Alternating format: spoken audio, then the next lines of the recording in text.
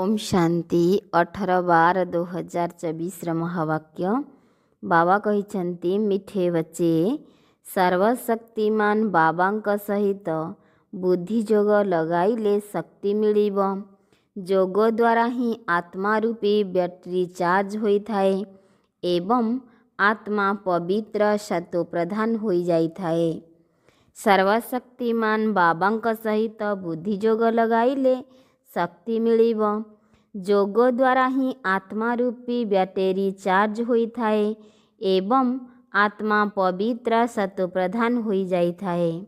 आजी बाबांकर प्रश्न अछि संगम जुगरे तुमे संतान माने केउ पुरुषार्थ करुछ जहार प्रारब्ध रूपे तुमको देवता पद मिली जाउछि। संगम जुगरे तुमे संतान माने केउ पुरुषार्थ करुछ जहार प्रारब्ध रूपे तुमको देवता पद मिली जाउछि। उत्तर संगम जुगरे आमे सबु शीतल हेबार पुरुषार्थ करुछु। शीतल अर्थात पवित्र हेबा द्वारा ही आमे देवता होई जाउछु। जे पर्यंत शीतल होई नाहु से पर्यंत देवता मध्य होई पारिबु नाही। तेणु एही संगमरे शीतला देवी होई समस्तंक उपरे ज्ञानर ठंडा जल छिंची समस्तंकु शीतल करिबाकु हेबो। समस्तंकर उतापकु अर्थात काम क्रोधकु शांत करिबाकु हेबो। निजे शीतल होई अन्य समस्तंकु शीतल करिबाकु हेबो। ओम शांति।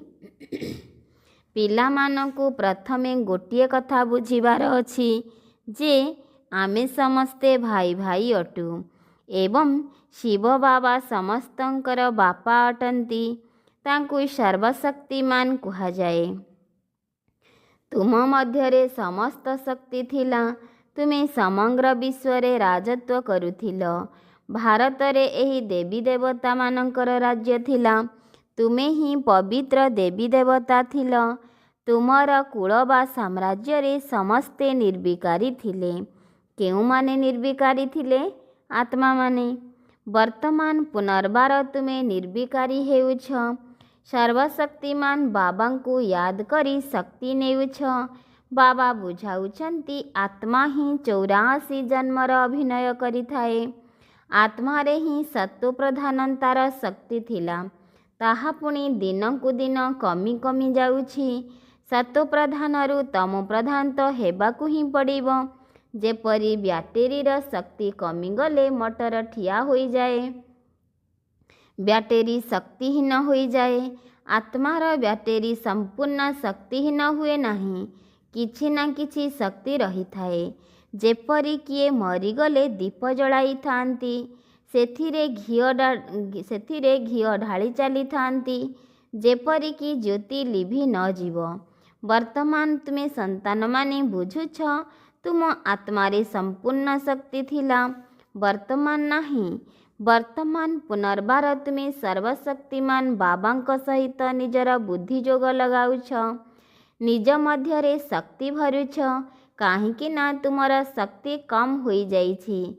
शक्ति संपूर्ण रूपे सरीगले शरीर ही रहिबो नाही। आत्मा बाबांकु मने पकाई पकाई संपूर्ण पवित्र होई जाए। सत्य जुगरे तुमर ब्याटेरी संपूर्ण चार्ज रही थाए। पुणी धीरे धीरे कला अर्थात ब्याटेरी कम होई चली थाए। कली जुगर अंतिम समय रे आत्मार शक्ति मात्र अल्प किछि रही जाई थाए। जेपरिकी शक्तिर अवक्षय होई जाई थाए। जेपरिकी शक्तिर अवक्षय होई जाई थाए। बाबांकु मने पकाइबा द्वारा आत्मा पुनर्बार भरपूर होई जाई थाए। एबे बाबा बुझाउछंती जनकु ही याद करिबाकु हेबो।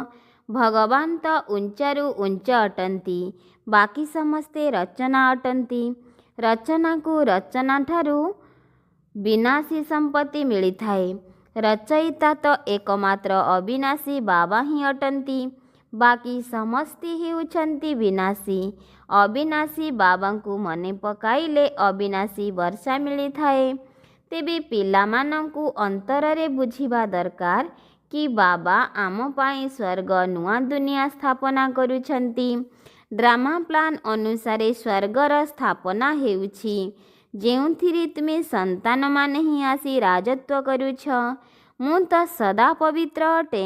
ମୁଁ କେବେ ଗର୍ଭରୁ ଜନ୍ମ ନିଏ ନାହିଁ କି ଦେବୀ ଦେବତାମାନଙ୍କ ପରି ଜନ୍ମ ନିଏ ନାହିଁ। କେବଳ ତୁମ ସନ୍ତାନମାନଙ୍କୁ ସ୍ୱର୍ଗର ବାଦଶାହୀ ଦେବା ନିମନ୍ତେ ଯେତେବେଳେ ଏହି ବ୍ରହ୍ମା ବାବା 60 ବର୍ଷର ବାନପ୍ରସ୍ଥ ଅବସ୍ଥାରେ ଥାଆନ୍ତି, ସେତେବେଳେ ଏହାଙ୍କ ଶରୀରରେ ମୁଁ ପ୍ରବେଶ କରିଥାଏ।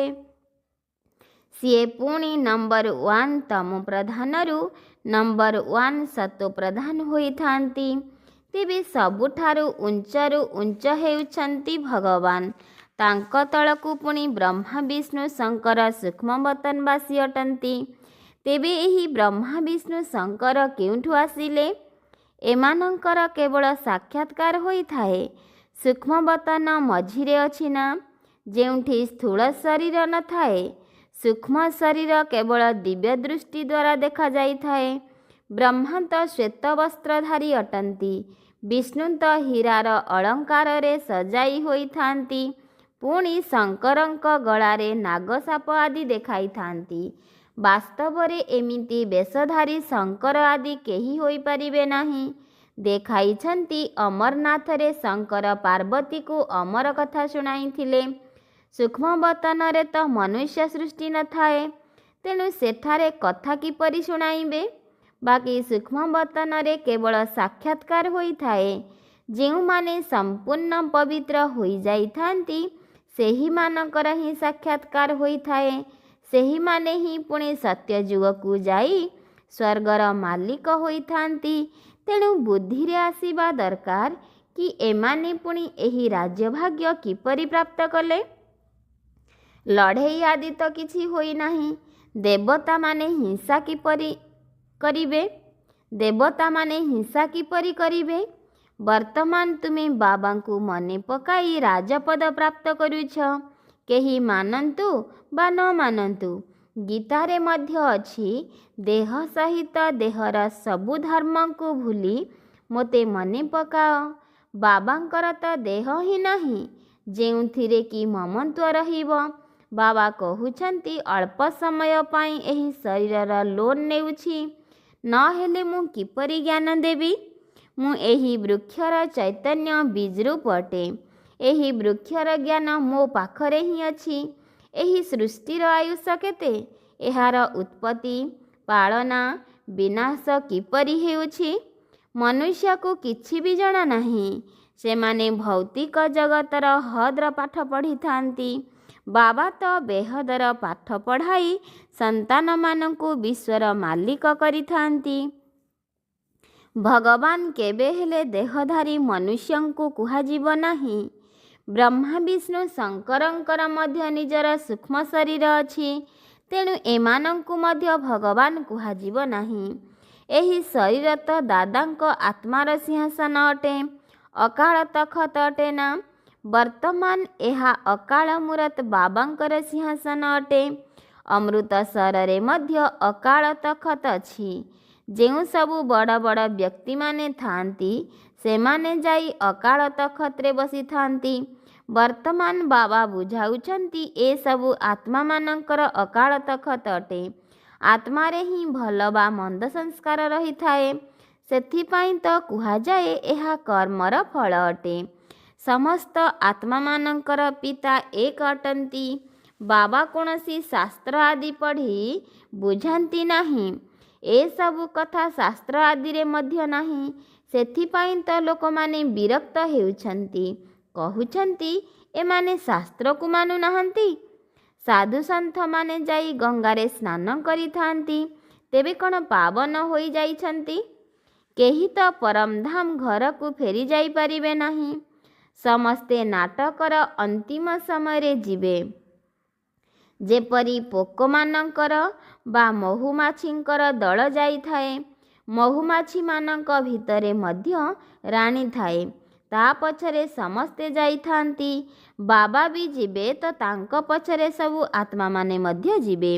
ମୂଳବତନରେ ବି ଯେପରି ସବୁ ଆତ୍ମାମାନଙ୍କର ଦଳ ରହିଥାଏ, ଏଠାରେ ପୁଣି ସବୁ ମନୁଷ୍ୟମାନଙ୍କର ଦଳ ରହିଛି। ତେବେ ଏହି ଦଳକୁ ମଧ୍ୟ ଦିନେ ଯିବାକୁ ହେବ। ବାବା ଆସି ସମସ୍ତ ଆତ୍ମାମାନଙ୍କୁ ନେଇଯାଇଥାନ୍ତି। ସେଥିପାଇଁ ଶିବଙ୍କ ବରଯାତ୍ରୀର ଗାୟନ ରହିଛି। ପୁଅ କୁହ ବା ଝିଅ କୁହ, ବାବା ଆସି ସମସ୍ତ ସନ୍ତାନମାନଙ୍କୁ ୟାଦ୍ର ଯାତ୍ରା ଶିଖାଇଥାନ୍ତି। ପବିତ୍ର ନ ହେଲେ ଆତ୍ମା ଘରକୁ ପ୍ରତ୍ୟାବର୍ତ୍ତନ କରିପାରିବ ନାହିଁ। ଯେତେବେଳେ ପବିତ୍ର ହୋଇଯିବେ ତେବେ ପ୍ରଥମେ ଶାନ୍ତିଧାମକୁ ଯିବେ, ପୁଣି ସେଠାରୁ ଧୀରେ ଧୀରେ ଆସି ଚାଲିବେ। ଏହିପରି ବୃଦ୍ଧି ହୋଇ ଚାଲିବ।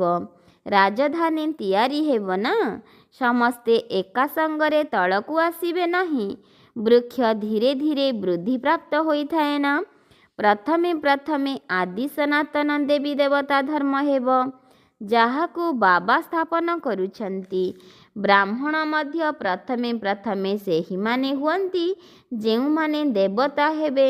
ପ୍ରଜାପିତା ତ ଅଛନ୍ତି ନା, ପ୍ରଜାରେ ମଧ୍ୟ ଭାଇ ଭଉଣୀ ହୋଇଥାନ୍ତି। ବ୍ରହ୍ମା କୁମାର କୁମାରୀ ତ ଏଠାରେ ଅନେକ ହୋଇଥାନ୍ତି।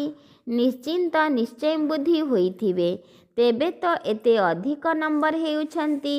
ତୁମମାନଙ୍କ ମଧ୍ୟରେ ଯିଏ ପକ୍କା ନିଶ୍ଚୟ ବୁଦ୍ଧି ଅଟନ୍ତି, ସେହିମାନେ ସେଠାକୁ ପ୍ରଥମେ ଆସିଥାନ୍ତି। କମ୍ ନିଶ୍ଚୟ ବୁଦ୍ଧିବାଲା ପଛରେ ହିଁ ଆସିଥାନ୍ତି। ମୂଳ ବତନରେ ସବୁ ଆତ୍ମାମାନେ ରହିଥାନ୍ତି। ପୁଣି ତଳକୁ ଆସିଲେ ବୃଦ୍ଧି ହୋଇ ଚାଲିଥାଏ। ଶରୀର ବିନା ଆତ୍ମା କିଭଳି ଅଭିନୟ କରିବ? ଏହା ଅଭିନୟ କରୁଥିବା ଆତ୍ମାମାନଙ୍କର ଦୁନିଆ ଅଟେ, ଯାହାକି 4 ଯୁଗରେ ଘୂରି ଚାଲିଥାଏ। ସତ୍ୟ ଯୁଗରେ ଆମେ ହିଁ ଦେବତା ଥିଲୁ, ପୁଣି କ୍ଷତ୍ରିୟ, ବୈଶ୍ୟ, ଶୂଦ୍ର ହୋଇଥାଉ। ବର୍ତ୍ତମାନ ଏହା ହେଉଛି ପୁରୁଷୋତ୍ତମ ସଙ୍ଗମ ଯୁଗ। ଏହି ଯୁଗ ଏବେ ହିଁ ହୋଇଥାଏ, ଯେତେବେଳେ କି ବାବା ଆସିଥାନ୍ତି। ଏହି ଅବିନାଶୀ ଜ୍ଞାନ ବର୍ତ୍ତମାନ ଅବିନାଶୀ ବାବା ଆସି ଦେଉଛନ୍ତି। ଶିବ ବାବାଙ୍କର ନିଜର କୌଣସି ଶରୀର ବା ଶାରୀରିକ ନାମ ନାହିଁ। ଏହି ଶରୀର ତ ଏହି ଦାଦାଙ୍କର। ବାବା ଅଳ୍ପ ସମୟ ପାଇଁ ଏହାକୁ ଲୋନ୍ ନେଇଛନ୍ତି। ବାବା କହୁଛନ୍ତି, ମୋତେ ତୁମ ସହିତ କଥାବାର୍ତ୍ତା କରିବା ପାଇଁ ମୁଖ ତ ଦରକାର ନା। ମୁଖ ନ ହେଲେ ବାବା ସନ୍ତାନମାନଙ୍କ ସହିତ କଥାବାର୍ତ୍ତା ମଧ୍ୟ କରିପାରିବେ ନାହିଁ। ମୁଁ ତୁମକୁ ଅବିନାଶୀ ଜ୍ଞାନ ମଧ୍ୟ ଏହି ମୁଖ ଦ୍ୱାରା ଶୁଣାଉଛି। ତେଣୁ ଏହାକୁ ଗୋମୁଖ ମଧ୍ୟ କୁହାଯାଏ। ପାହାଡ଼ରୁ ତ ପାଣି କେଉଁଠାରୁ ବି ବାହାରି ପାରିବ। ପୁଣି ସେଠାରେ ଗୋମୁଖ ତିଆରି କରିଦେଇଛନ୍ତି। ସେଥିରୁ ପାଣି ଆସୁଛି, ତାକୁ ପୁଣି ଗଙ୍ଗା ଜଳ ଭାବି ପାନ କରିଥାନ୍ତି। ସେହି ପାଣିକୁ ପୁଣି କେତେ ମହତ୍ତ୍ୱ ଦେଇଥାନ୍ତି। ଏହି ଦୁନିଆରେ ହେଉଛି ସବୁ ମିଥ୍ୟା। ଏକ ବାବା ହିଁ ସତ୍ୟ ଶୁଣାଇଥାନ୍ତି। ପୁଣି ସେହି ମିଥ୍ୟାବାଦୀ ମନୁଷ୍ୟମାନେ ବାବାଙ୍କର ଏହି ଜ୍ଞାନକୁ ମିଥ୍ୟା ଭାବି ନେଇଛନ୍ତି। ଭାରତରେ ଯେତେବେଳେ ସତ୍ୟଯୁଗ ଥିଲା, ସେତେବେଳେ ଏହାକୁ ସତ୍ୟଖଣ୍ଡ କୁହାଯାଉଥିଲା। ପୁଣି ଭାରତ ପୁରୁଣା ହୋଇଗଲେ ପ୍ରତ୍ୟେକ କଥା ଓ ପ୍ରତ୍ୟେକ ଜିନିଷ ମିଥ୍ୟା ହୋଇଥାଏ, କେତେ ଫରକ ହୋଇଯାଇଥାଏ। ବାବା କହୁଛନ୍ତି, ତୁମେ ମୋର କେତେ ଗ୍ଲାନି କରିଛ, ସର୍ବବ୍ୟାପୀ କହି କେତେ ଅପମାନିତ କରିଛ। ଶିବ ବାବାଙ୍କୁ ଡାକିଥାନ୍ତି କି ଏହି ପୁରୁଣା ଦୁନିଆରୁ ଆମକୁ ନେଇଚାଲ। ବାବା କହୁଛନ୍ତି, ମୋର ସମସ୍ତ ସନ୍ତାନମାନେ କାମଚିତାରେ ଜଳି କଳା ହୋଇଯାଇଛନ୍ତି। ବାବା ସନ୍ତାନମାନଙ୍କୁ କହୁଛନ୍ତି, ତୁମେ ତ ସ୍ୱର୍ଗର ମାଲିକ ଥିଲ ନା, ସ୍ମୃତି ଆସୁଛି? ବାବା ସନ୍ତାନମାନଙ୍କୁ ହିଁ ବୁଝାଇଥାନ୍ତି, ସମଗ୍ର ଦୁନିଆକୁ ତ ବୁଝାଇବେ ନାହିଁ। ସନ୍ତାନମାନେ ହିଁ ବାବାଙ୍କୁ ବୁଝିପାରିଥାନ୍ତି। ଦୁନିଆ ଏହି କଥାକୁ ଜାଣିପାରିବ ନାହିଁ। ସବୁଠାରୁ ବଡ଼ କଣ୍ଟା ହେଲା କାମ ବିକାରର। ନାମ ହିଁ ହେଉଛି ପତିତ ଦୁନିଆ। ସତ୍ୟଯୁଗ 100% ପବିତ୍ର ଦୁନିଆ ଅଟେ। ମନୁଷ୍ୟମାନେ ହିଁ ପବିତ୍ର ଦେବତାମାନଙ୍କ ଆଗରେ ଯାଇ ନମସ୍କାର କରିଥାନ୍ତି। ଯଦିଓ ବହୁତ ଭକ୍ତ ଅଛନ୍ତି ଯିଏକି ଶାକାହାରୀ ଅଟନ୍ତି, କିନ୍ତୁ ଏଭଳି ନୁହେଁ କି ସେମାନେ ବିକାରଗ୍ରସ୍ତ ହୁଅନ୍ତି ନାହିଁ। ଏପରି ତ ବହୁତ ବାଲ ବ୍ରହ୍ମଚାରୀ ବି ରହିଥାନ୍ତି। ଛୋଟବେଳୁ କେବେ କୌଣସି ଛି ଛି ଖାଦ୍ୟ ଖାଆନ୍ତି ନାହିଁ। ସନ୍ନ୍ୟାସୀ ମଧ୍ୟ କହନ୍ତି ନିର୍ବିକାରୀ ହୁଅ। ଏମାନେ ଘର ଦ୍ୱାରର ସନ୍ନ୍ୟାସ କରି ପୁଣି ପର ଜନ୍ମରେ ମଧ୍ୟ କେଉଁ ଗୃହସ୍ଥି ପାଖରେ ଜନ୍ମ ନେଇ ପୁଣି ଘର ଦ୍ୱାର ଛାଡ଼ି ଜଙ୍ଗଲକୁ ଚାଲି ଯାଇଥାନ୍ତି। କିନ୍ତୁ ସେମାନେ କ'ଣ ପତିତରୁ ପାବନ ହୋଇପାରନ୍ତି? ନା, ପତିତ ପାବନ ବାବାଙ୍କ ଶ୍ରୀମତ ବିନା କେହି ପତିତରୁ ପାବନ ହୋଇପାରିବେ ନାହିଁ। ଭକ୍ତି ହେଉଛି ଅବରୋହଣ କଳାର ମାର୍ଗ। ତେବେ ପୁଣି କିଭଳି ପବିତ୍ର ହେବେ? ପବିତ୍ର ହେଲେ ତ ଘରକୁ ଯାଇ ସ୍ୱର୍ଗକୁ ଆସିବେ। ସତ୍ୟଯୁଗୀ ଦେବୀ ଦେବତାମାନେ କ'ଣ କେବେ ଘରଦ୍ୱାର ତ୍ୟାଗ କରିଥାନ୍ତି? ସେମାନଙ୍କର ହେଉଛି ହଦ୍ର ସନ୍ନ୍ୟାସ। ତୁମର ହେଲା ବେହଦ୍ର ସନ୍ନ୍ୟାସ। ସମଗ୍ର ଦୁନିଆ ମିତ୍ର ସମ୍ବନ୍ଧୀ ଆଦି ସମସ୍ତଙ୍କର ସନ୍ନ୍ୟାସ। ତୁମମାନଙ୍କ ନିମନ୍ତେ ବର୍ତ୍ତମାନ ସ୍ୱର୍ଗର ସ୍ଥାପନା ହେଉଛି। ତୁମର ବୁଦ୍ଧି ସ୍ୱର୍ଗ ଆଡ଼କୁ ରହିଛି। ମନୁଷ୍ୟମାନଙ୍କର ବୁଦ୍ଧି ତ ନର୍କରେ ହିଁ ଲାଖି ରହିଛି। ତୁମେ ସନ୍ତାନମାନେ ପୁଣି ବାବାଙ୍କ ୟାଦରେ ଲଟକି ରହିଛ। ତୁମମାନଙ୍କୁ ଶୀତଳା ଦେବୀ କରିବା ପାଇଁ ଜ୍ଞାନ ଚିତା ଉପରେ ବସାଯାଇଥାଏ।